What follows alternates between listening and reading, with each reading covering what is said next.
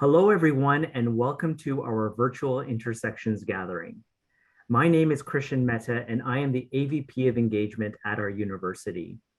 Intersections is our program for our alumni and friends that brings experts together on topics that matter to all of us. Needless to say, today's discussion is particularly important as we look into the role of professional sports and athletic leadership in confronting anti-Black racism. Before we begin this event, I would like to acknowledge the land on which our university is located. Toronto is in the Dish with One Spoon territory. The Dish with One Spoon is a treaty between the Anishinaabe, Mississaugas, and Haudenosaunee that bound them to share the territory and protect the land. Subsequent Indigenous nations and peoples, Europeans, and all newcomers have been invited into this treaty in the spirit of peace, friendship, and respect. As you reflect on this discussion today, I invite you to also consider your relationship to the land and how we can continue to collaborate on decolonization and reciprocity. We are so fortunate to have Daryl Bowden guide this discussion today. Daryl is an equity, diversity, and inclusion social justice educator with over 25 years of experience working in higher education. He's a skilled leader in developing programs and delivering in nonprofit organizations, including in career development, coaching, and diversity and social justice education and awareness. Throughout his career, Daryl has made significant contributions to the Black community, highlighted the issues of First Nations communities, raised awareness about 2S LGBTQ+ communities, and championed for greater accessibility for persons with disabilities. Daryl, we are so fortunate to have you curate this conversation. Let's get it started. Over to you.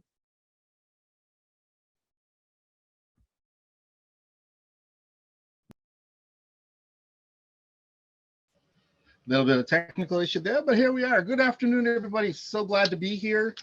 In spite of the wet weather and the threat of impending the snowstorm that's about to come, I think today is going to be a really great conversation for us. As Christian said, we're going to be discussing the impact of professional sport on the area of social justice. So just as we begin, wanted to just sort of give you some thoughts and ideas that I had around the topic area, and then we're going to move in with some questions from the panelists. So since the summer of 2009, and of course with the start of the global pandemic, we've seen an increased level of activism and advocacy within marginalized and underrepresented communities, which has been resulting from anti-Black, anti-Indigenous, anti-Asian racism, including acts of homophobia, Islamophobia, and anti-Semitism. Now, researchers have long documented the racism and how racism manifests in sports for many years. And so now what we're seeing is engagement of people at all levels that are saying enough is enough. And they're demanding that we continue and really engage in having conversations like this. So today, as we examine this idea of professional athletes and whether or not they should be using their success to speak out against injustice, or that injustice that we're seeing in the world around us. So whether or not Black, Indigenous, or other people of color should put their careers, their salaries, their reputations on the line, and in doing so, put everything that they've worked so hard for at risk. One of the things I realize is when incidents of racism happen in the sports world, it's often those successful members of Black, Indigenous, and people of color communities who are sought out for their thoughts and comments. It's these same individuals that are also asking themselves, do I speak on this? What would the team brass say? Or am I qualified to do this? As well as many other possibilities. So that's where I hope today's conversation takes us. That's where I hope that we can lead us into some additional questions with the thought of, really opening up this discussion in ways that we may not have done so before. With me today for this webinar are some amazing people, experts in the matters of sports and sports culture, folks who together will help us examine this very important issue. Let me introduce the individuals with us today. First is Savannah Hamilton. Savannah is a host, a producer in Toronto that she hosts the Toronto Raptors Daily Show, the Raptors Today, along with Canada's first women's basketball show called Swish Inside the WNBA on NBA TV Canada. Her unique balance of basketball knowledge as a former youth sports provincial champion and cultural insight provides a fresh perspective on the game, both in front and behind the camera. She's vocal as a leader in equity, diversity, inclusion within the Maple Leaf sports and entertainment area, and has created a digital content series called Hold Space, which focused on moving the conversation forward in sports. She's also one of the producers leading the Toronto Raptors Black Lives Matter content. Savannah has a degree in radio, television, sports media from Ryerson University. Next, we have Dr. Nicole Neverson. Nicole is an associate professor in the Department of Sociology at Ryerson. She began teaching the sociology of sport courses in 2006 and has been teaching at Ryerson sports courses since 2009. Her current research interests are grounded in areas of mediated representation of marginalized groups, sports culture, and critical pedagogies. Her most recent publication examines how the winter sports culture in Canada offers us the opportunity to understand whiteness, race, white supremacy via seemingly benign and ritualistic cultural practices. And lastly, we have Richard Norman. Richard is a researcher, a lecturer, a futurist, a strategic consultant who works with people to affect change towards a more socially just, sustainable, and resilient future. His work is focused on lived experiences of peoples who have been marginalized in our society. His doctoral research explored the intertwining of race, whiteness, and colonialism in sport of curling and the deconstruction of dominance within sporting cultures. His commitment to research continues now with the Sport Diversity and Race Project as a postdoctoral fellow at the Ted Rogers School of Management at Ryerson University. So good afternoon to all of you. So glad that you could find time in schedules that I know are extremely busy. So our schedule is tight. So we're going to try to, engage with ourselves, have some conversation, and, be able to engage with our audience as well. It might be a situation when we spend some time on one particular question, because my intention is this. I may pose a question to one of you and the rest of you might have something to add in, and we'll go that way too. We're not mandated, or we're not needed to actually be scripted to the point where we don't get to have some engagement. So let's get into our discussion. Starting off, I wanted to say Black athletes have long been at the forefront of social activism. So before Kaepernick, there was Jesse Owens, Muhammad Ali, Muhammad Abdul-Jabbar, Arthur Ashe. Then here in Canada, we had Willie O'Ree, PK Subban, and Angela James. That's just to name a few. I want to give you all a chance to do an opening remark by asking you about your thoughts on the historic role of activism and how it plays out in professional sports. Nicole, I'll give you the chance to start off. Thanks, Daryl.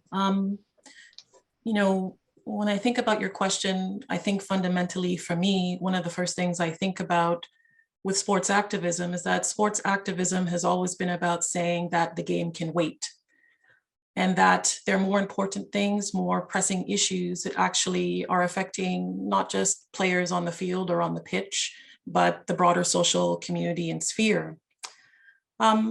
I also think too, sports activism is also about putting a foot down and saying that sports just aren't going to be spaces of escape, right? Where we can think they are flushed or cleansed of all the ills and traumas and pains, suffering and oppressions that exist, in the broader social world.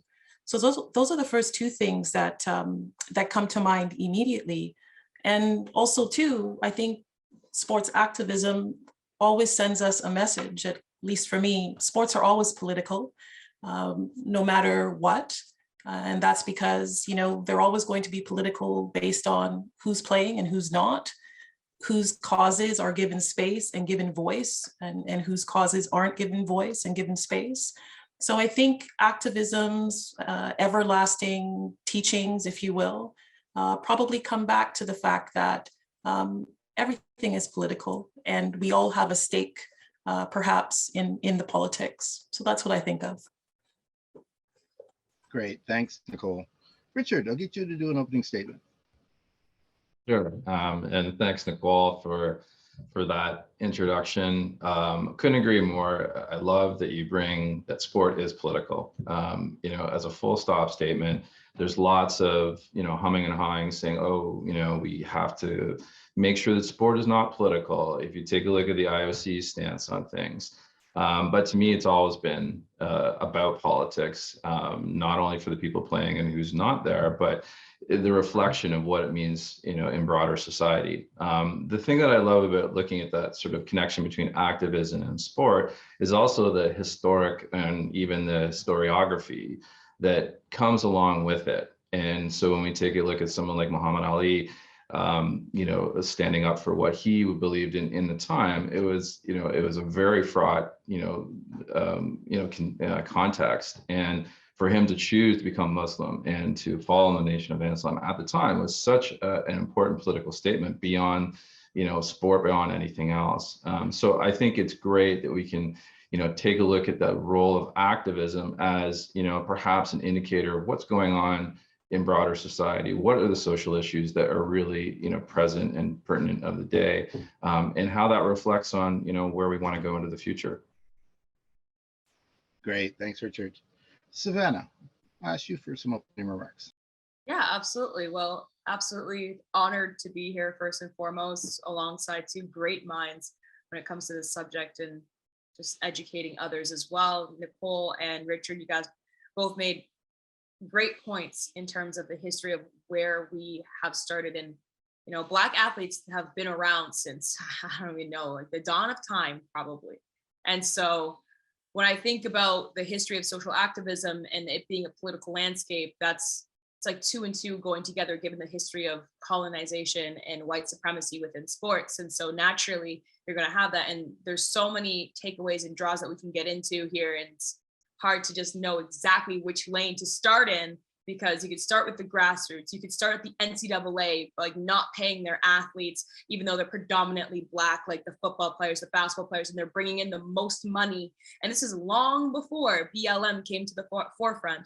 We could talk about the WNBA and how they were taking stances back in 2000 and something, like not when it was 2020 or 2020, I guess. So I think about the history of sport, and it's not just a here and now issue. I'm glad that we have the space and capacity to talk about it now. However, it's always existed, and politics and sports have very much been intertwined. Even these past Olympics, not the winter ones, but the ones before that, they literally said you are not allowed to make political statements at the Olympics. And I strongly disagreed with that. However, I'm not the IOC. Even when it comes to other rights, whether it's Black or Indigenous or being a mother, we had to see a rule change at the previous Olympics in terms to allow breastfeeding mothers to be able to bring their babies. And that's just something that wasn't considered. So there's a lot of ignorance and things are not considered when we have this discussion. And it's just been such a long history of it. And I guess we can look at the Muhammad Ali's and the Angela James. I actually had the pleasure of just meeting her this past week. Yesterday. So it's been quite the journey, and Canada in particular has a lot of history in this as well. So don't just think that this is a conversation for now. It's been a continuous conversation. Great, thanks to all of you. I'm really liking the conversation that has the intersectional lens, the intersectional nature of how the political stance of activism in sport impacts the global community. It affects everyone. It's not just one segment of the population. Going a little further, I want to pose a question for you, Denise. And Denise is on my mind. Nicole, I'm going to pose a question to you. And Savannah and Richard, if you wanted to add in at the end, we're happy to hear what you have to say as well. So Nicole, how did 2020 and the murder of George Floyd, with the global awakening of anti-Black racism, change the role that professional athletes play in social activism? And if you could drill it down to, how would you say it's impacted us in Canada? Yeah, okay. Thanks for the question, Daryl. And I think one of the first things that I think about is athletes are more visible now. And I think also more comfortable being visible and speaking. And part of that comfort, I think, and awareness of the risk that it takes comes from a lot of solidarity movements and comes, quite frankly, from just being angry and done with living in these realities of oppression and racism, for instance, but also knowing that so much lip service has been paid to these issues before. I think that 2020, you asked specifically about 2020 and the murder of George Floyd. I think that the role of athletes in social activism is also, it also has to do with maybe two important things. One of the things that I know I keep on coming back to is looking at how well athletes connect with the communities they come from. So many athletes, obviously racialized athletes, Black athletes, come from communities that are oppressed or equity seeking.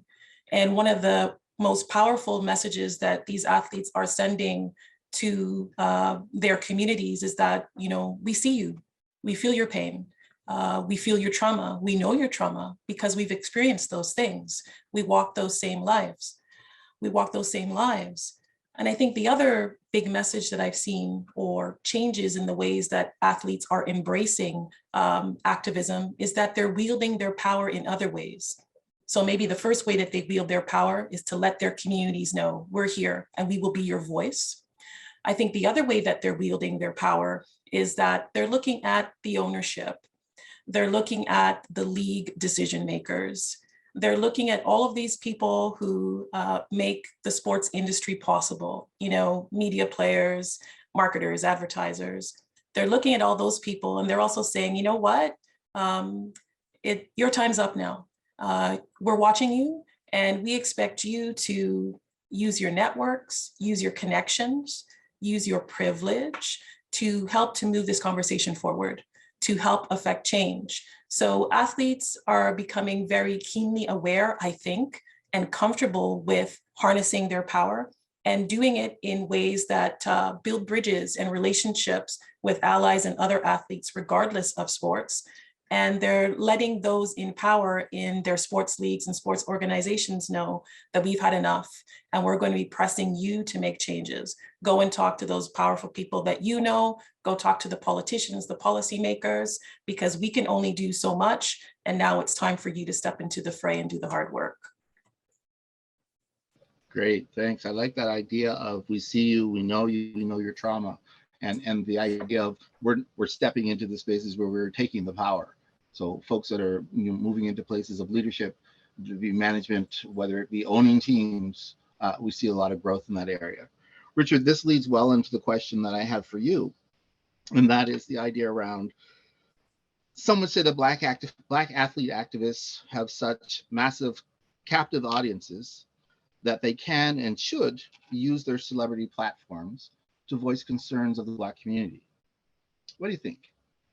Why would Black athletes want to or not want to use their popularity for causes? Yeah, it's an interesting question. Before I get into that, just to echo a little bit what Nicole was talking about, the one thing that it's phenomenal to see from my point of view is the collective power that athletes are wielding. If you take a look at what the WNBA, it wasn't an individual person standing up and just talking about themselves. It was actually a collective action that really made change happen. Even the U.S. women's team, in their role to look at pay equity. So I think that, as we sort of move forward, we have to start to qualify what we mean when we talk about activism and what are we really trying to get at. I love the idea of someone like Naomi Osaka talking about her own personal struggles with mental health to then lead into conversations about mental health and how that's affecting, not only the athletic world, but all of us, particularly in this realm of COVID. But I also think that there's a little bit of caution of just relying on athletes to do and push these messages, because yes, it's great when it aligns with, sort of social movements that are necessities for, communities that have been disenfranchised to move forward. But what happens when people get off topic? And, I'll take a look at someone like Kyrie Irving, who has done amazing work for his community. Yet, I don't agree with all his political views and, his understandings of, I don't know, let's call it the universe. And I mean, so I think that it puts an unfair burden on athletes as a necessity to speak up and to draw attention to issues that, yeah, as we sort of mentioned in the prologue, sort of, they may not have the expertise to speak on a particular issue. So yeah, we can take their comments, their reflections, and their personal sort of commitments to that as being very important. But when we start to delve in deeper to, get to the work, where do we go from there? And I think you can see that playing out in different areas. I mean, seeing Novak Djokovic and Aaron Rodgers talk about their political stance, it's like, are they the best people to be talking about this issue? They have a personal idea, but at the same time have a platform that can sway millions of people towards, potentially dangerous outcomes. So I on the one hand, yes, do it. I love that people are standing up, they're presenting themselves, they're really getting behind and committed to stuff. But I think that we need to be a little bit cautious about, should they and do they need to, and are they the right people? Great. Again, the idea of the intersectional nature of this work and the way that it's connecting across and helping folks to understand that to be Black and to be an athlete doesn't mean that you are the spokesperson for our community. So I really like that idea. And Savannah, I'm bringing that your way. In terms of research has shown that the path to healing from racism is long and very complicated, often not an easy process at all. The history of racism in sport is hardly new. White supremacy, white privilege have been said to be operating deep within the sport culture for so long. What does the industry need to do in order to support Black and other people of color athletes who not only have to be the best at the game, but who have the added burden of working and living in a world in which anti-Black racism is a constant? Yeah, it's a great question. And just reiterating the sentiments of Richard and Nicole again, it all ties back. I think if anybody's taking anything away from this talk, it all ties back to the decision makers at the table. I see athletes as, yes, they have these huge platforms. Yes, they have, millions of dollars, even some of these NBA players, NFL players, hockey players, right? And they could do a lot with that. Yes, that has a lot of power to change. Look at LeBron James. He built a school. That is something that is not just for the here and now. That's going to translate to generational change. And I believe when he opened it, I don't know if it still stands, I gotta double check, but when he did open it, every kid that graduated from that school got a scholarship to Akron University. And so now you're allowing not just race barriers, but social economic barriers as well to change through your platform of sport. Just happens to be a really amazing basketball player. We love to see that. We love that he's in the position to operate and give that opportunity to others. However, is it his sole responsibility to do that? Absolutely not. And I think about the leadership at the highest levels, whether it's NBA, NFL, look at who's representing these athletes in a predominantly Black space. You will see a lot of white males. That's just a fact. This is not new information. I think that you talk about racism on so many levels within the sports industry, and you look at the NFL and you could say that, oh, well, they tried. They implemented something called the Rooney Rule, where they have to interview a Black coach for an open coaching position, a Black or person of color coach for an open coaching position. But I don't know if anybody's caught the recent news about the backfiring of that Rooney Rule, but essentially that doesn't necessarily equate to more Black coaches in the NFL, because there was a Black coach that did interview for a position, and before he even got the interview, before he got the job, because he didn't, spoiler alert, somebody who owns another franchise texted this coach and been like, congratulations on the position of getting this head coaching vacancy. And what the owner didn't realize was that he texted the wrong number because it had the same name. And so that coaching vacancy actually was already allotted to a white coach before the Black coach even had an opportunity to interview for the position, let alone get it. And so the white coach still ended up getting the position. So that is something that is proven evidence that it's more than just these rule changes. It's implementation. It's who's making these decisions at the top. And so that's when I think of, you know, it's not on the athletes to carry the weight of everything. And, you know, Richard talked about it already, but like, yeah, are they the best voices at times? Sometimes yes, sometimes no. It's also a personal decision. I don't blame athletes for not wanting to talk on things at the same time. Yes, you're given this position, but at the end of the day, like, you didn't specialize in social justice. You didn't specialize in social activism. You just happened to be given this platform, happened to be amazing at your job that everybody watches you. But it's not necessarily on you to carry the weight, because by the way, that weight is heavy to carry the burden of having conversations, facilitating conversations, letting people know where you stand, because not everybody's comfortable with letting people know where they stand on things, whether people agree or not. So kind of forcing them to like, oh, you have a platform, go talk. Like, that's not fair to them. They're not politicians. They didn't get trained for that. They just got trained to talk to media in terms of like what they do on the court or off the court.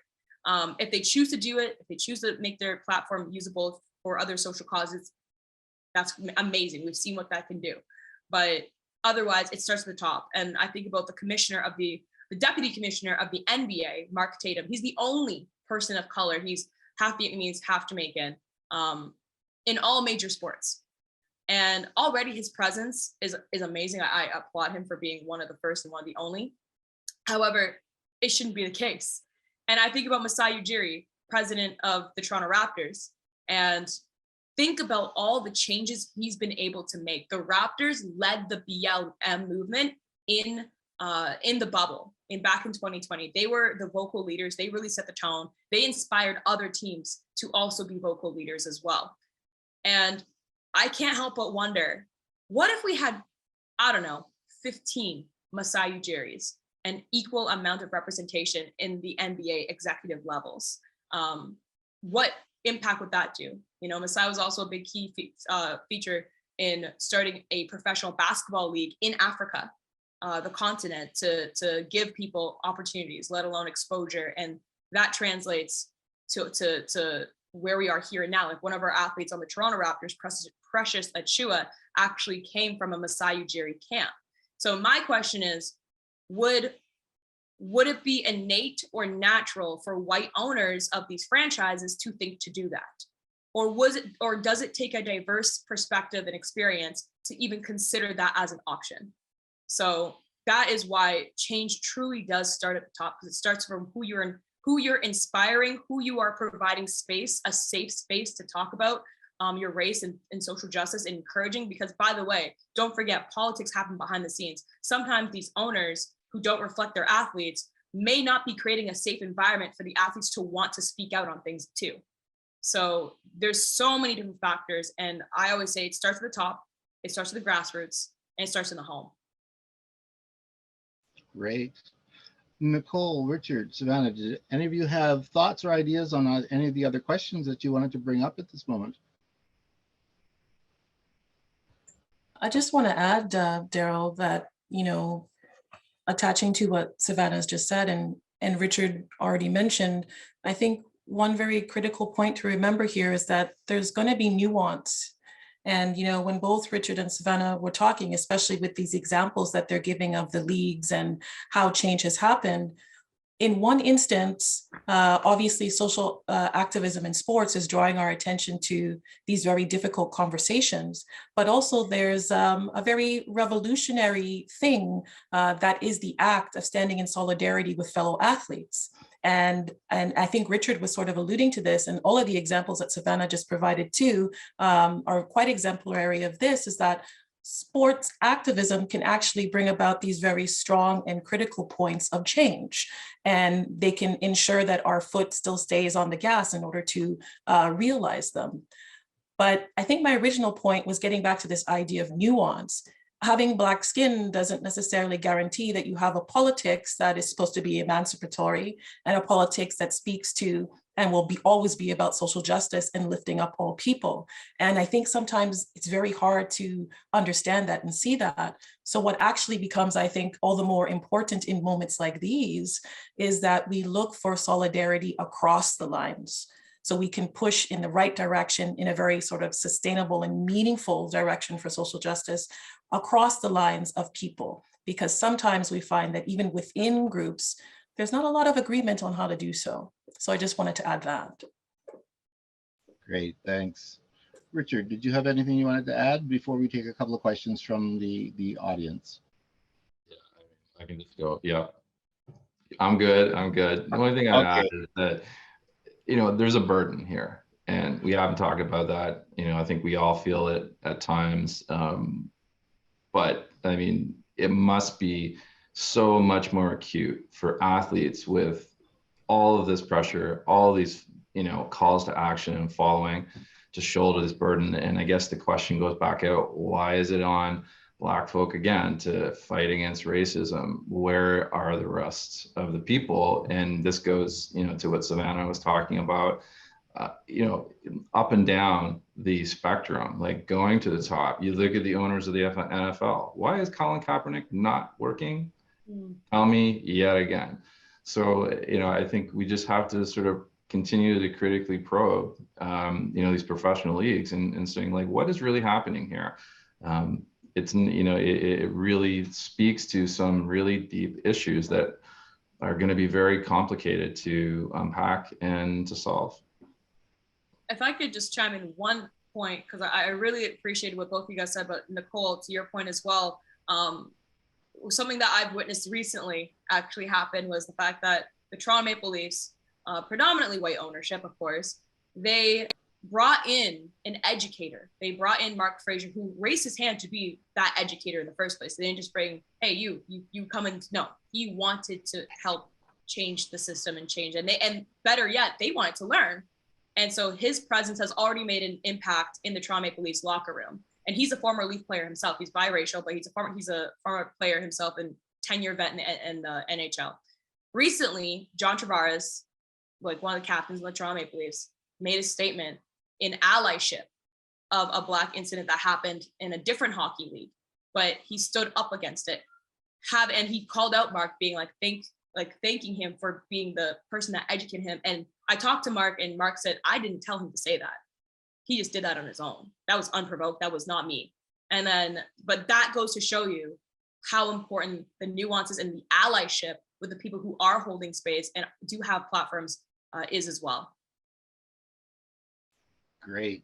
So we've got a couple of questions. One is a great segue from the point that you just raised, Richard, about Colin Kaepernick. The fact that his career ended shortly after making his views on racial injustice and police brutality known. The question really is, what should younger athletes take into consideration when taking a similar stance as Kaepernick's and putting their careers on the line? How do you choose between providing for your family and standing up for what you believe in? I'll let you start, Richard, and then Nicole and Savannah, if you want to add to it, feel free. Sure. I mean, quickly, I'd say that, in the North American context, we're pretty privileged.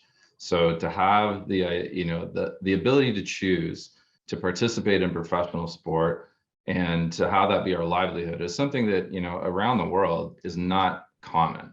So, if you take a look at what's happening at the Olympics, people participating in that sport, that can be under duress. There can be real challenges to even participate. So I think that, taking on the privileged position requires us also to afford a little more attention to things like this. And, I can't say that you make a choice based on your livelihood. I mean, that's a personal decision, but I think that there are larger questions to ask of our professional, institutions, the conduits to get to those professional leagues, and sort of why are we continually having these same kinds of incidents happen? Why are we having these same kinds of questions being asked? I mean, Savannah alluded to the Jordan Subban incident. So, really? I mean, yeah, okay, I grew up playing hockey. I was called a couple of names. Why is this happening today? And, where are the mechanisms for this change to happen? So, I mean, looking at youth, should you stand up? I think that has to be a personal decision, but I also think that there should be support for those people that do. in a very, different way than is happening today. I mean, it boggles my mind that Colin Kaepernick still doesn't have a job, and yet everybody in the NFL is like on board with, fighting systemic racism. So there's a double standard going on there. We can talk about that in a later date. So, I'll just pass that over to, the rest of the panelists. Nicole, Savannah, you thought? Yeah, I mean, Richard, I think what you say is so true. And I think too, youth are in such a vulnerable position when they enter into, their sports participation, or even think that they want to participate in sports. They have a host of other things on their plates that they're thinking of. But this social activism piece definitely comes front and center, especially if you're living in a particular body, who experiences the type of oppression and even racism that has been, prevalent or existent in that league or in that sport that you want to play in. And I think in a really perfect world, it would be amazing if athletes could actually interview the leagues that they want to play in first, to ask them, well, what's here for me? What types of structures are there in place? What types of groups, what types of outreach, what types of mechanisms and policies exist? What's your culture like? And I know that world does not exist right now in far too many sports. So I think realistically, it's as you said, and it's so in some ways sad to feel as if it's only, or it still is, an individual decision to do so, because it would be wonderful if it was a collective decision to say, hey, maybe people like us can play in these particular spaces. And we definitely see these grassroots spaces, coming up. I think about hijabi ballers. I think about the work that the Hockey Diversity Alliance is doing with former and current NHL players, making up this organization or creating this organization to address these very issues. But I think at the end of the day, it's hard for youth. But at the same time, I see some of the most hopeful and inspiring spaces coming from youth, and the messages that they're sending about how much they're willing to take, or what they're willing to, what they're not going to put up with in sports spaces in terms of their participation, and in terms of just their overall happiness and well-being as well. So thanks for that. Savannah, did you have anything you wanted to add there? Because I do have another question coming in that I think kind of aligns. Let's go to another question, maybe. I know there's a lot.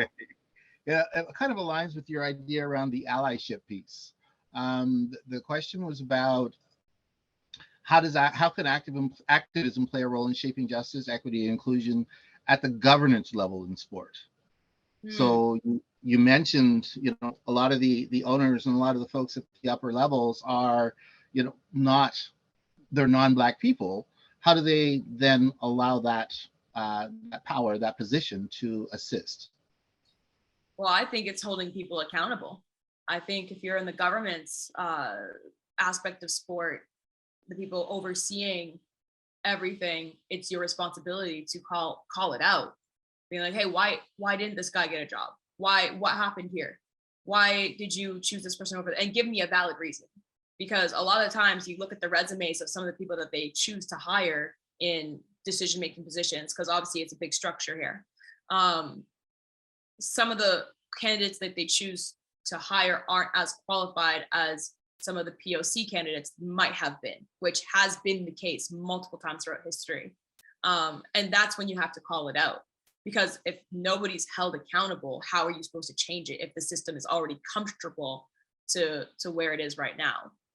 And so the sports governments, but even on that level, how do you call out something that you don't see, something that doesn't affect you?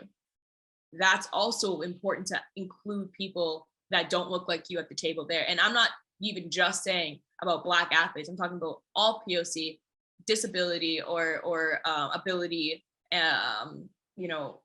different sexualities, everything. Like everything matters in terms of representation, because we have blind spots. If it doesn't affect you, it's almost ignorance that you may or may not be able to control at times because you're not educated on it. And so you need somebody who's willing to educate you as well, to call it out and to inform other people that don't look like them what's right, what's wrong, and have their feelings validated, not let it fall on deaf ears as well. Great. All right. I want to say thank you to the three of you. I know that we could spend all afternoon having this conversation, but we do have time, and I want to make sure that you all get onto your other commitments as well. I just want to say that one thing. The idea that racism in sport, for me, reflects a larger problem that exists in our society. However, the high profile nature of sports suggests a role to be played in providing or finding solutions to racism and building inclusive practices. So as a workplace, sports must keep up with other social and other political movements so as to be leaders in setting the pace if there's ever going to be meaningful and sustainable change. It's one of the things that we've been hearing for the past year. It's time to move from words to action. So thank you to all of you. Christian, I'm going to let you close us out. Wonderful. Look, Savannah, you just said something that was really sticking with me around who is accountable when the system is comfortable. I think that's a really powerful way to cap off this conversation and giving us an opportunity to really think about that and what role we play in accountability in this system. I want to thank you all for really spending time and creating this space for this important conversation. Nicole, Richard, Savannah, what an honor and privilege it is for me to have sat and listened and unlearned a bit in this time together. And Daryl, of course, your leadership in helping to curate and lead this conversation, you're amazing. To all of you who've participated in today's webinar, thank you for making the time. And please be assured that we will continue these sorts of conversations for our alumni and friends in our community, and look forward to doing that in the near term. Stay tuned, look out for more information and events in your inbox coming to you shortly. All the best to all of you, and thank you again for this time together. Really appreciate it, and have a great afternoon. Bye everyone, see you soon.